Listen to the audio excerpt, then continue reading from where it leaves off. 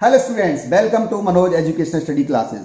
आज हम बात करेंगे भारतीय शिक्षा आयोग हंटर कमीशन 1882 ईस्वी की। उससे पहले हम आपको बताएंगे जो भारतीय शिक्षा प्रणाली थी वो एकदम विकसित नहीं हुई। उसमें बहुत से सुधार आए, बहुत से परिवर्तन लाए गए, समय समय पर योजनाएं आई गई, बहुत सी कमेटियां बनाई गई, जिसके फलस्वरूप कहीं ना कहीं आपकी जो भारतीय शिक्षा प्रणाली है वो पूर्ण रूप से आपके सामने तैयार हुई। उसी क्रम में जब 1854 में वुड डिस्पैच आया था, उसको जब वहां पर लागू किया गया, लेकिन उसके तुरंत बाद जब 1857 में स्वतंत्रता संग्राम की पहली क्रांति हुई तो कहीं ना कहीं जो वुड डिस्पैच की जो भी अनुदान थे वो भारत में लागू नहीं हो पाए। तो जब 1857 की क्रांति के पश्चात जो ब्रिटिश ईस्ट इंडिया कंपनी यहाँ पर प्रशासनिक दायित्व देखती थी, उस दायित्व को जो इंग्लैंड की महारानी थी अपने हाथ में ले लिया। उन्होंने कहा कि अब हम जो भारत में प्रशासनिक व्यवस्था होगी वो ब्रिटेन की महारानी के अंडर में होगी। अब ब्रिटिश ईस्ट इंडिया कंपनी व्यवस्था को नहीं देखेगी। इसलिए अब ब्रिटिश की जो महारानी थी उन्होंने कहा कि भारत में जो भी शिक्षा का विकास हुआ है आज से पहले, उसका हम एक समिति बना के उसकी जांच कराएंगे कि भारत में पूर्ण रूप से धन को खर्च किया भी गया है कि नहीं किया गया है। इतने सारे अनुदान दिए गए हैं जो वुड डिस्पैच के माध्यम से, उसे भारत में खर्च किया भी जा रहा है या नहीं किया जा रहा है। इसलिए कमेटी बनाने का निर्णय लिया।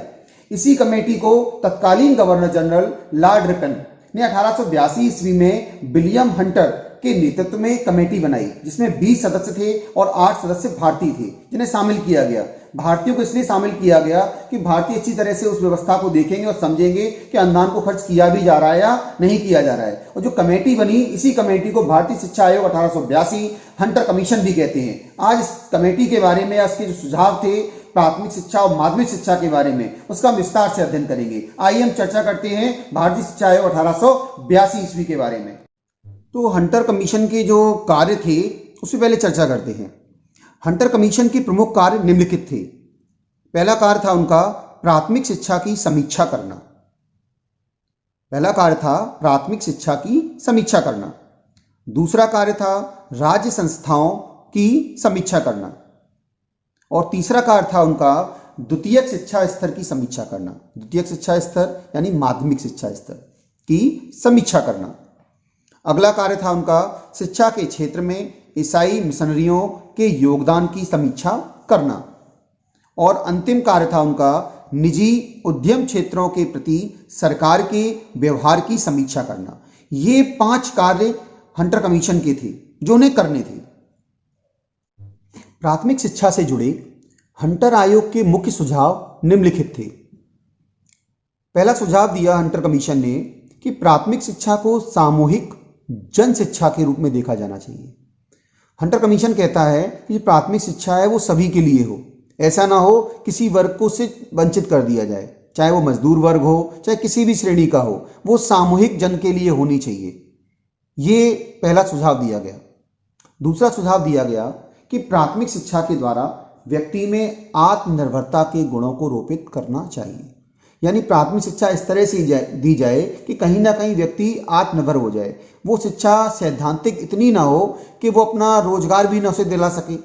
तो कहीं ना कहीं जो प्राथमिक शिक्षा थी, व्यवहारिक करने का प्रयास भी किया गया है। उसमें ऐसे विषय जोड़ दिए जाएं कि व्यक्ति जब प्राथमिक शिक्षा पास करके बाहर निकले तो कहीं ना कहीं वो आत्मनिर्भर भी बन जाए।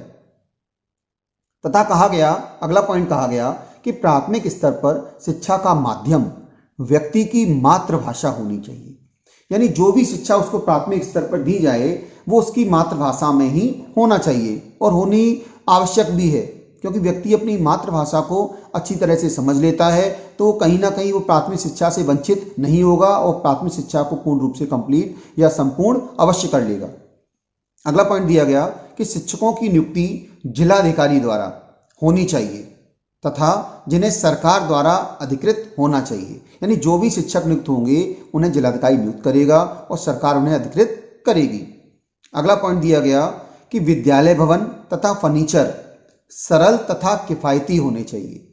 यानी विद्यालय भवन में फर्नीचर भी होने चाहिए और वो मजबूत और टिकाऊ भी होने चाहिए। ऐसा नहीं कि फर्नीचर दे दिया और 2 दिन में या 10 दिन में वो खराब हो गया।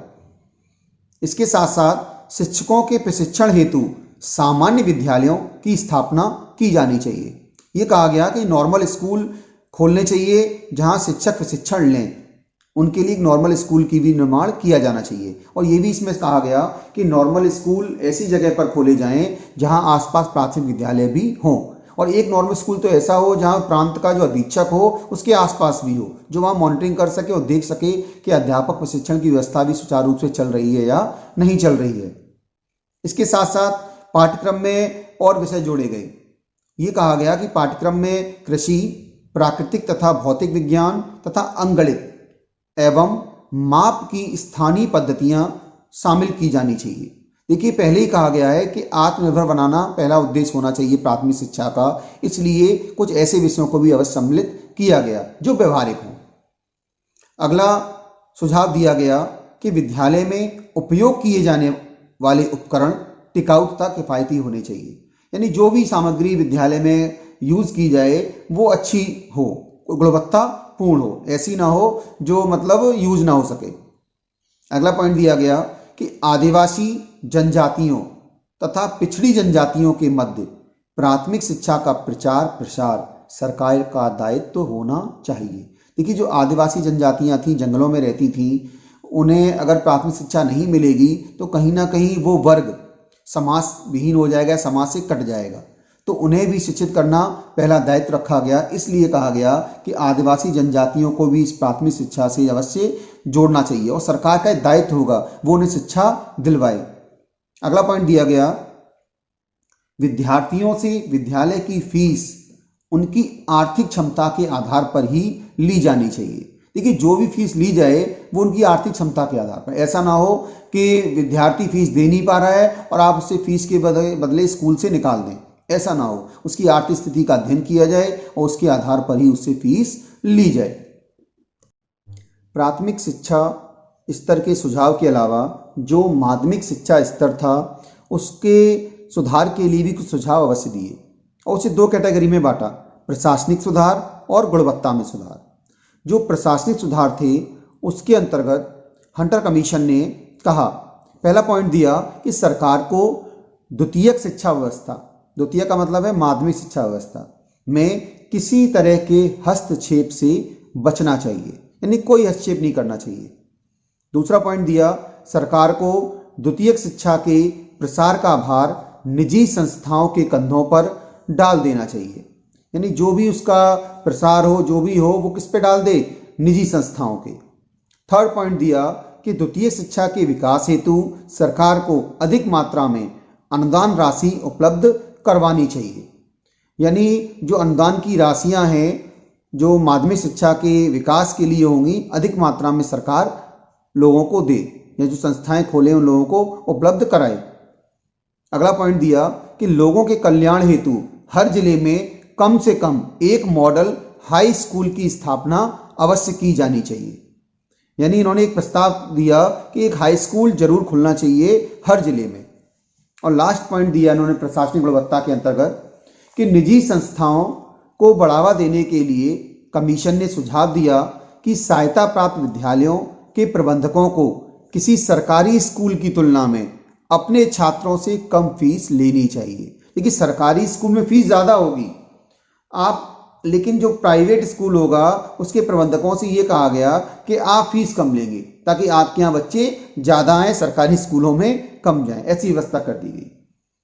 इसी के साथ साथ जो गुणवत्ता में सुधार की बात की इस कमीशन ने, उसके लिए भी कुछ सुझाव दिए कि शिक्षा की गुणवत्ता कैसे सुधरे। उसके लिए जो सुझाव दिए गए वो निम्न प्रकार थे। पहला था, कमीशन ने कहा कि द्वितीय चरण में शिक्षा को दो भागों में वर्गीकृत किया जाना चाहिए, जैसे कि ए कोर्स तथा बी कोर्स। ए कोर्स के अंतर्गत उन विद्यार्थियों को शामिल किया जाना चाहिए जिन्हें उच्च शिक्षा हेतु विश्वविद्यालयों में प्रवेश लेना हो, यानी ए कोर्स बना दो और बी कोर्स बना दो। ए कोर्स में वो स्टूडेंट्स आएंगे जिन्हें उच्च शिक्षा लेने के लिए विश्वविद्यालय में जाना है, और बी कोर्स के अंतर्गत वो छात्र आएंगे जिन्हें व्यवहारिक शिक्षा का प्रशिक्षण दिया जाएगा, यानी वो कहीं ना कहीं रोजगार में आगे बढ़ जाएं, अपना काम स्वयं करने लगें। इसमें उन विद्यार्थियों को शामिल किया जाना चाहिए जो व्यावसायिक तथा गैर साहित्यिक शिक्षा तथा उद्योगों से जुड़ना चाहते हैं। अगला पॉइंट दिया गया कि कमीशन ने हाई स्कूल स्तर पर मातृभाषा के प्रयोग को शिक्षा के माध्यम के रूप में वर्जित माना। यहाँ पे आप गौर करेंगे कि जो मातृभाषा के माध्यम से हाई स्कूल की शिक्षा नहीं दी जाएगी, वर्जित कर दिया। देखिए प्राथमिक शिक्षा में तो दी गई मातृभाषा के माध्यम से, यहाँ पे कहा गया कि हाई स्कूल की जो शिक्षा है वो केवल अंग्रेजी भाषा में ही दी जाएगी। ये आयोग का कहना था कि हाई स्कूल की शिक्षा ऐसा नहीं है कि आपको हिंदी भाषा में दे दी जाए, वो आपको दी जाएगी अंग्रेजी भाषा में। आज हमने चर्चा की भारतीय शिक्षा आयोग 1882 ईस्वी हंटर कमीशन के बारे में, जिसने कहीं ना कहीं प्राथमिक शिक्षा जो उस समय की थी उसकी बिल्कुल दिशा बदल दी। अब जो प्राथमिक शिक्षा जन साधारण की शिक्षा बन गई, और पहला उद्देश्य अगर माना जाए तो इस कमीशन का था कि प्राथमिक शिक्षा सर्वसुलभ हो, सभी लोगों तक पहुंचे और उनकी मातृभाषा में उनको दी जाए और उन्हें आत्मनिर्भर भी बनाए। जबकि माध्यमिक शिक्षा थी वो कहीं ना कहीं निजी संस्थानों के माध्यम से दी जाने पर अधिक बल दिया गया और उनसे कहा गया कि अपने विद्यालय खोलें और वहां पर माध्यमिक शिक्षा को दें। और जब ये आयोग आया उसके 20 वर्षों तक शिक्षा का जो विस्तार था बहुत अच्छी तरह से हुआ। 1882 ईस्वी में पंजाब विश्वविद्यालय की नींव पड़ी, 1887 ईस्वी में इलाहाबाद विश्वविद्यालय की नींव पड़ी। तो इस तरह से हमने आज हंटर कमीशन के बारे में जाना। आज के लिए बस इतना ही। आज की क्लास हम यहीं पे समाप्त करते हैं और अपना ख्याल रखिए, घर पे रहिए, स्टे होम, स्टे सेफ, और आप इस वीडियो को लाइक कीजिए, शेयर कीजिए। धन्यवाद।